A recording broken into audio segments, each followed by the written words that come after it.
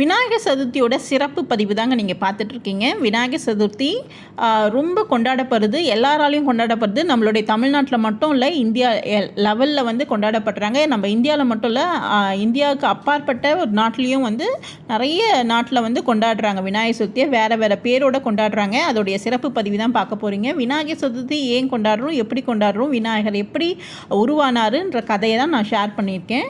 So கண்டினியூவாக watch பண்ணுங்கள்.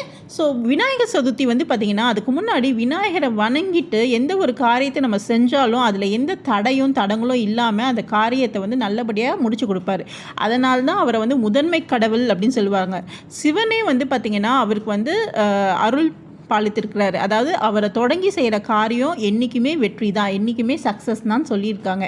So நம்ம எல்லாருமே நம்மளுடைய வழிபாடு முறையில் விநாயகருக்கு நம்ம வந்து முக்கியத்துவம் கொடுப்போம். ஸோ ஓகே, விநாயகர் சதுர்த்தி ஏன் கொண்டாடுறோம், எப்படி கொண்டாடுறோம், இதுக்கான ஒரு வரலாறு என்ன அப்படின்னு கேட்டிங்கன்னா, நிறைய புராண கதைகள் இருக்குது. அதில் ஒரு கதை வந்து நான் உங்களுக்கு ஷேர் பண்ணுறேன். இன்னைக்கு கஜமுகாசுரன் அப்படின்னு சொல்லிட்டு ஒருத்தர் இருந்தார்.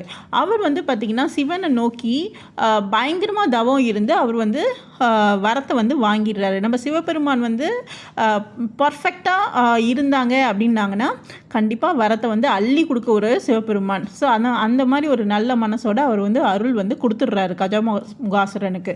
அப்போ வந்து என்ன மாதிரியான வரம் அவர் வாங்குறாரு அப்படின்னு பார்த்தீங்கன்னா, தனக்கு வந்து மனிதர்களாலோ விலங்குகளாலோ இல்லை வந்து ஆயுதங்களாலோ யாரும் வந்து கொல்லக்கூடாது அப்படின்ற வரத்தை வந்து வாங்கிடுறாரு.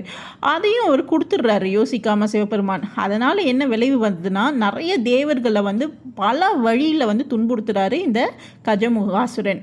அப்போ வந்து ரொம்ப கஷ்டப்படுறாங்க, எல்லாருமே ரொம்ப கஷ்டப்படுறாங்க. இவர் பண்ணுற அட்டுழியும், இவர் வந்து ரொம்ப தலைகணத்தோடு இருக்கார் அப்படின்னு சொல்லிட்டு. அப்போ வந்து தேவர்கள்லாம் என்ன பண்ணுறாங்க அப்படின்னு கேட்டிங்கன்னா, எல்லோரும் ஒன்றா சேர்ந்துட்டு சிவபெருமான்கிட்ட சரணடைகிறாங்க.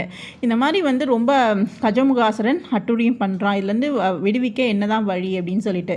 அப்போ வந்து என்ன நடக்குது சிவபெருமான் பார்த்தீங்கன்னா, ஆவணி மாதம் சதுர்த்தி அன்று விநாயகர் வந்து யானை முகத்தோடும் அண்ட் மனித உடலோடும் படைத்து கஜமுகாசுரனை அழிக்க வந்து சிவபெருமான் வந்து அனுப்பி வைக்கப்படுற ஒரு தான் விநாயகர் பெருமான்.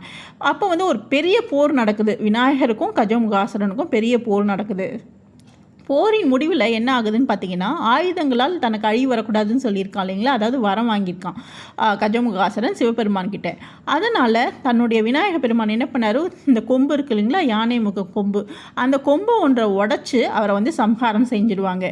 ஸோ அந்த சம்ஹாரம் அதை அழிச்சிடுறாங்க. அழிச்சதுக்கப்புறம் என்ன பண்ணுறாருன்னு கேட்டிங்கன்னா, மூஞ்சூராக வந்து மாற்றி தன்னுடைய வாகனமாக அவர் வந்து வச்சுக்கிறாரு அப்படின்னு தான் புராணம் வந்து கதைகளில் சொல்கிறாங்க.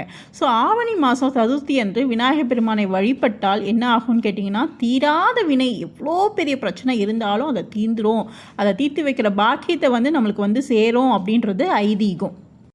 அது மட்டும் இல்லாமல் இதுக்கு இன்னொரு ஸ்டோரியும் இருக்குங்க. என்னென்னா, நம்மளுடைய பார்வதி சிவனுடைய ஒய்ஃப் இருக்காங்க இல்லைங்களா, பார்வதி. ஸோ அவங்க வந்து பார்த்திங்கன்னா சிவபெருமான் இல்லாத நேரத்தில் அவங்களுக்கு காவலுக்காக விநாயகர் பெருமானை உருவாக்கி ஒரு உயிர் கொடுத்து, அதாவது மஞ்சள் பிடிச்சி வச்சு அதுக்கு உயிர் கொடுத்து தனக்கு காவலுக்காக வச்சுருந்தாங்க. அந்த டைமில் வந்து சிவபெருமான் வந்து உள்ளே விடாமல் தடுத்து நிறுத்திருக்காரு. அப்போ வந்து பார்த்திங்கன்னா சண்டை, பெரிய வாக்குவாதம் ஆயிருக்கு விநாயகர் பெருமானுக்கும் சிவபெருமானுக்கும். அந்த டைமில் வந்து ரொம்ப கோவம் வந்து பிள்ளையாருடைய தலையை வந்து சிவபெருமான் வந்து துண்டிச்சிடுறாரு.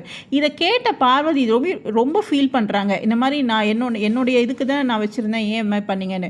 உடனே வந்து சிவபெருமான் வந்து சீடர்களுக்கு உத்தரவு பண்ணுறாரு. அதாவது இப்போ உயிருள்ள உயிரினம் வந்து தலையில் வந்து தலையோடு இருக்கும், அதை உடனே எடுத்துகிட்டு வாங்கன்னு. ஸோ அதை கேட்ட சீடர் வந்து குழந்தை முகமான யானை முகத்தை கொண்டு வந்து வைக்கிறாங்க. அது உடனே ஃபிக்ஸ் பண்ணிடுறாங்க. அவரும் உயிர் கொடுத்துட்றாரு. அதனால தான் விநாயகர் பெருமான் வந்து யானை முகத்தோடு இருக்கார். அதனால் ஒரு கணங்களின் தலைவர்னு பெயர் சூட்டுறாரு சிவபெருமான். அதே மாதிரி ஒரு வரமும் கொடுக்குறாரு. உன்னை வணங்கிட்டு எந்த ஒரு காரியத்தை செஞ்சாலும் மக்கள் வந்து அந்த காரியம் வந்து சக்ஸஸ்ஃபுல்லாக முடியுன்ற ஒரு வரத்தையும் கொடுத்துருக்காரு. அந்த முதன்மை கடவுள்ன்ற பேரையும் அவருக்கு வந்து சிவபெருமான் வந்து கொடுத்துட்றாருன்னு சொல்லியிருக்காங்க.